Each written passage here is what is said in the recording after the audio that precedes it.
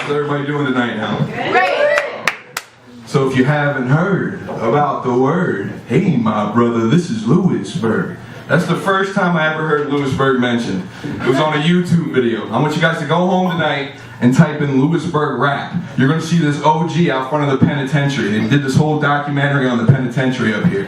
And he's just rapping, and it was probably the hottest shit I ever heard. I don't know if because he was an inmate, he was kind of scary, but it was by far the hottest shit I ever heard.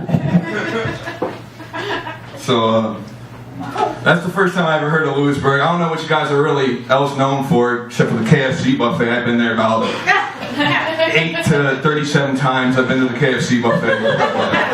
I feel like I would get arrested if I lived up here. I would start making that place like my house, you know. I start taking smoke breaks and shit, coming back in, you know, just treating it like my own. So then maybe you guys watch a documentary about me, you know, in the Lewisburg penitentiary. They're like, KFC was playing me when they told a brother it was all you could eat. I'm the type of person to take all you can eat to the very next level. Like, I don't play around with that shit. I'm very serious about my food, and I know when you're putting fillers on it. I just know. So Memorial Day weekend just passed. Can we get a shout out to all the vets out there? Yeah. Let me share a little experience that I learned over this Memorial Day weekend. I learned one thing. There's two types of people in the world. You got your instinctive people, and you got your lazy people. Example number one, me and my brother going to the dollar store. He's looking for a flash drive. We're walking around 4 or 5 times around the store, and we just can't find the shit anywhere. And we don't like asking people for help, so finally we go up to the worker and we're like, hey, you guys sell flash drives here? This lady comes out from behind the register, looks at every aisle, and goes, yeah, it's in one of these aisles over here, and just goes back to what the fuck she was doing. I'm like, really? How much help were you really? I could have asked this guy, this fucking obese guy, driving around the fucking handicap cart, and he would have been a better help for that. Instinct told me just to leave, so we left there. And this second story was like some movie shit. Like, they say life's like a movie, well this was some movie ass shit that went down. So I'm with my girl or whatever, and we're going back to my house. And she's like, I could really use a drink right now. Can we please stop at a store? I'm like, okay, yeah, sure, no problem. Pull up to the gas station. The second we pull up into the gas station, their whole demeanor just changed about her. And she's like, I really don't feel like going in. Can you please go in for me? And I felt like it was a trap. So instinct told me, just take the money, don't say shit, go get what she wants. Set me up for failure. So I go in I grab the money, I start heading inside. And then I hear, Aaron!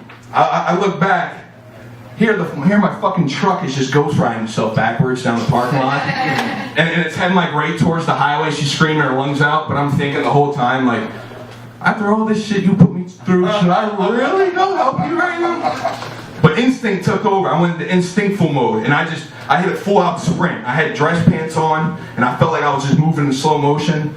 I felt like Forrest Gump in the beginning of the movie when like the metal legs were busting off and shit. My buttons flying off, my boxers are ripping underneath. I just said, fuck it.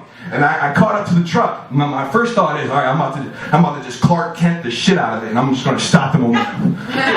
No. I realized very quickly that I'm not Clark Kent. I'm more like Bruce Wayne. I had no superpowers whatsoever, but I'm going to get the job done. So I'm running with this truck the whole time. I'm opening the door. Somehow managed to pull myself in. Don't even look at where I'm at, really. We're going over a curb at this point. Managed to park it the fuck up. She takes the money from me and goes, I guess I'll just get my drink myself. Are you kidding me? The laziness, it kills me. My instinct would have taken over from her perspective, slid over one seat and put it in park. I don't know, that's just me.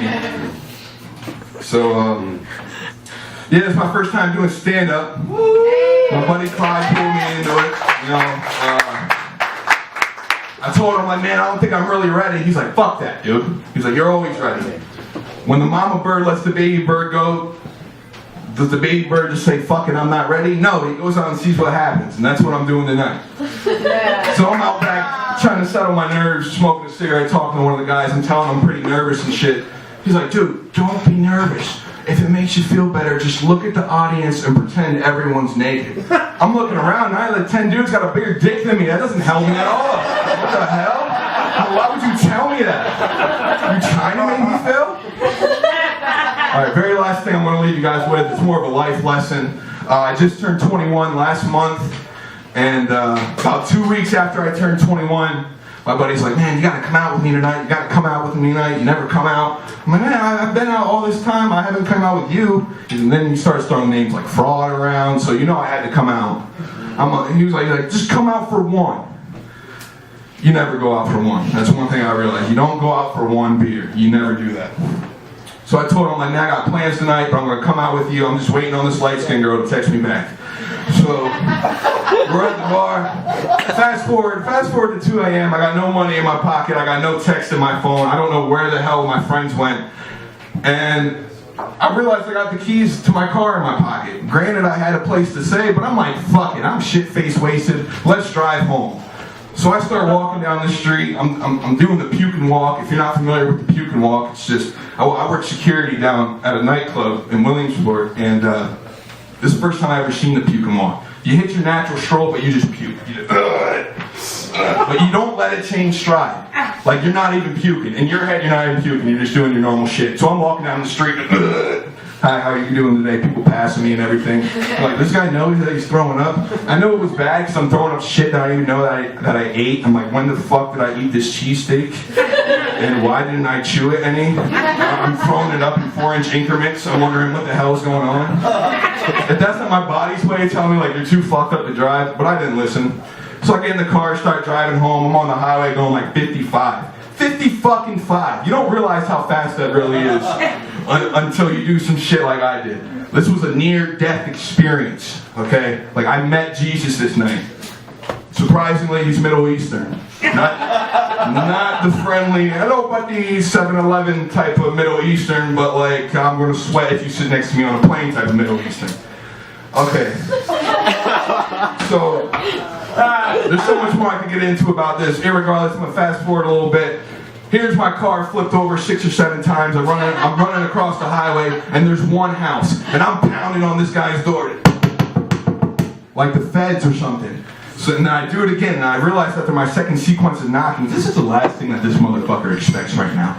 Like, this guy could be waist deep in his wife, and here's my selfish drunk ass pounding on his door, begging for his help. He comes down and he says, holy shit. I don't know if you've ever been in a car accident, but the first person you see says, holy shit. It's not a good sign. So I start inspecting myself. I'm bloody head to toe. My fucking nose is broken. My lips busted. I look like a walker or some shit. I get sent out to the hospital.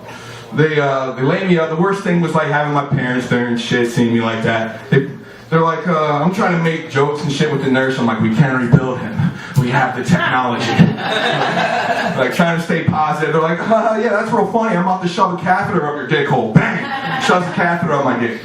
I'm like, holy shit. That is the worst pain I ever felt. So, they sent me to this other hospital, and they're like, we can't really understand why they put the catheter in you. There was just absolutely no reason for it at all. I'm like, are you kidding me? Are you kidding me?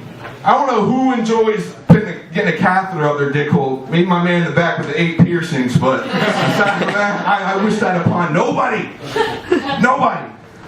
So, just a couple lessons I want to leave you guys with is, number 1, take care of your neighbor, always.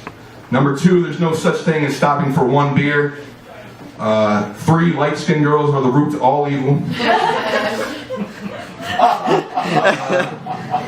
And the most important one, number 4, is if that Middle Eastern guy gets on a plane with you, don't be afraid of him, alright? Just sit next to the guy. Jesus could be his ancestor for all you know. You can sit next to a prophet. That's all I got. Thank you.